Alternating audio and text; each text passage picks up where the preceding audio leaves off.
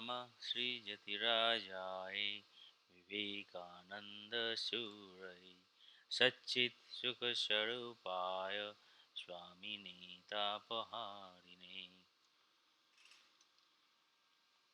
Today's chapter under teachings of Swami Vivekananda is Atman or the Self. Here it is mentioned point-wise.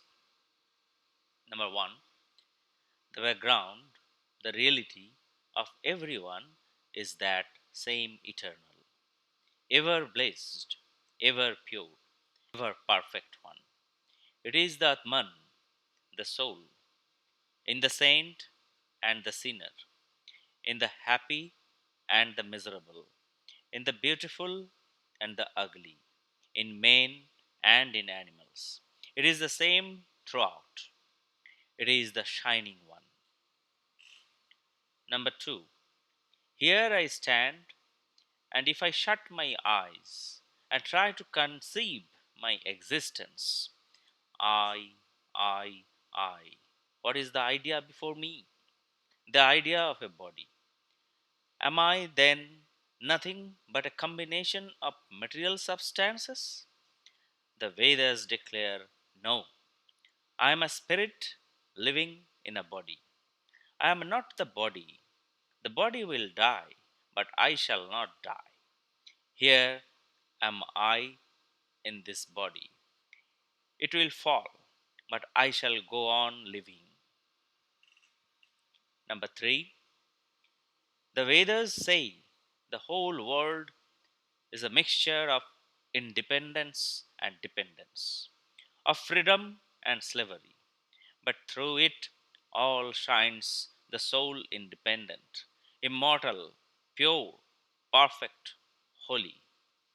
For if it is independent, it cannot perish, as death is but a change, and depends upon conditions. If independent, it must be perfect.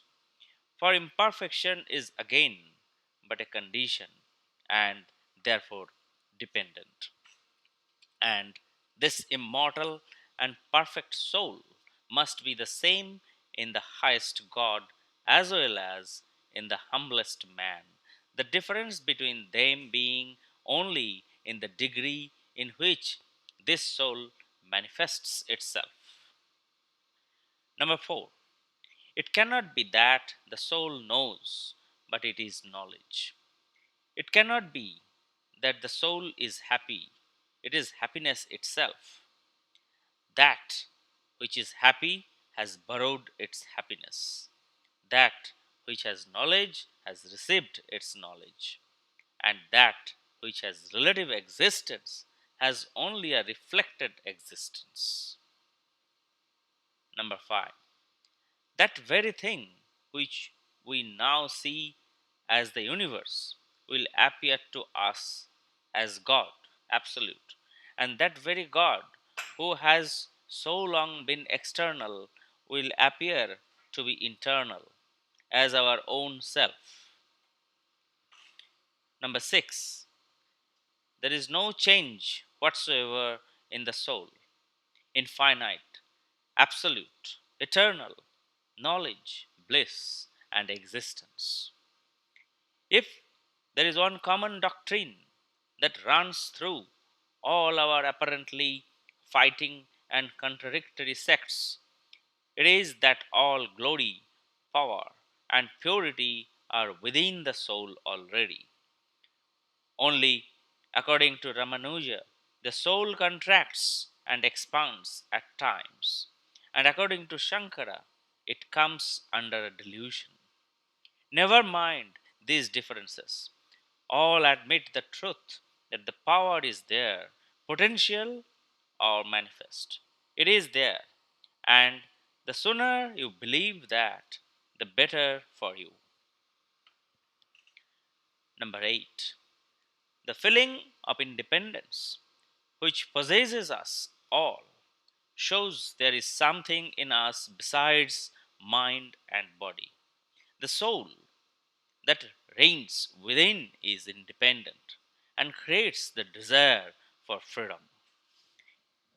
Number 9, each soul is a star, and all stars are set in that infinite azure, that eternal sky, the Lord. There is the root, the reality, the real individuality of each and all. Religion began with the search after some of these stars that had passed beyond our horizon and ended in finding them all in God and ourselves in the same place. Number 10. Know then that thou art He, and model your whole life accordingly.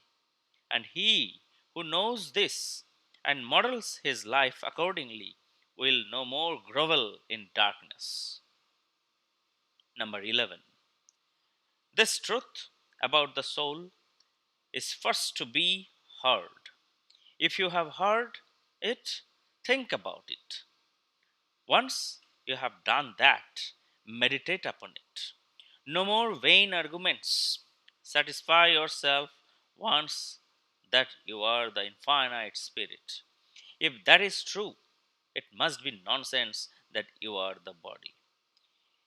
You are the self, and that must be realized. Spirit must see itself as spirit.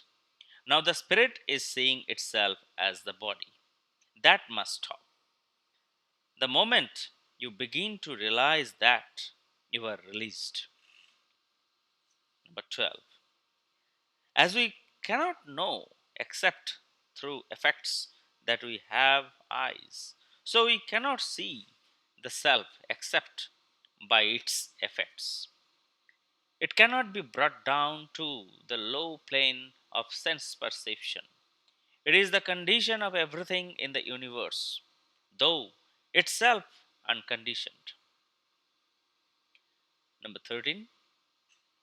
It is not for the sake of the husband that the wife loves the husband, but for the sake of the Atman that she loves the husband, because she loves the self.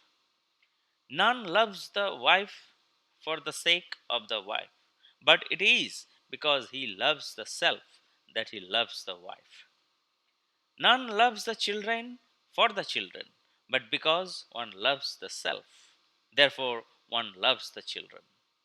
None loves wealth on account of the wealth, but because one loves the self. Therefore, one loves wealth. None loves the Brahmana for the sake of Brahmana, but because one loves the self, one loves the Brahmana. So, none loves the Kshatriya for the sake of the Kshatriya, but because one loves the self. Neither does anyone love the world on account of the world, but because one loves the self. None similarly loves the gods on account of the gods, but because one loves the self. None loves a thing for that thing's sake, but it is for the self that one loves it. This self, therefore, is to be heard, reasoned about, and meditated upon. Number 14. Within there is the lion, the eternally pure, illumined, and ever free Atman, and directly one realizes it. Though through meditation and concentration, this world of Maya vanishes. It is equally present in all, and the more one practices, the quicker does the Kundalini, that is, the coiled up power, awaken in one. When this power reaches the head, one's vision is unobstructed. One realizes the Atman. Number 15. Whom the ignorant worship, him I preach unto thee. This one and only God is the knowest of the known. He is the one thing we see everywhere. All know their own self. All know I am, even animals. All we know is the projection of the self. Number 16. That self existent one is far removed from the organs. The organs or instruments see outwards, but the self existing one, the self, is seen inwards. You must remember the qualification that is required, the desire to know the self by turning the eyes inwards. Number 17. Those who are evildoers, whose minds are not peaceful, can never see the light. It is to those who are true in heart, pure in deed, whose senses are controlled, that this self manifests itself. Number 18.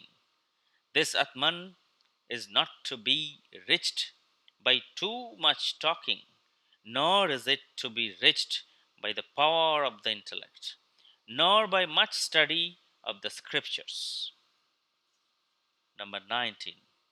After long searches here and there, in temples and churches, in earths and in heavens, at last you come back, completing the circle from where you started, to your own soul, and find that He, for whom you have been seeking all over the world, for whom you have been weeping and praying in churches and temples, on whom you were looking as the mystery of all mysteries, shrouded in the clouds, is nearest of the near, is your own self, the reality of your life, body, and soul. So, this I have been reading from the teachings of Swami Vivekananda, which is published from Advaita Ashrama, Kolkata.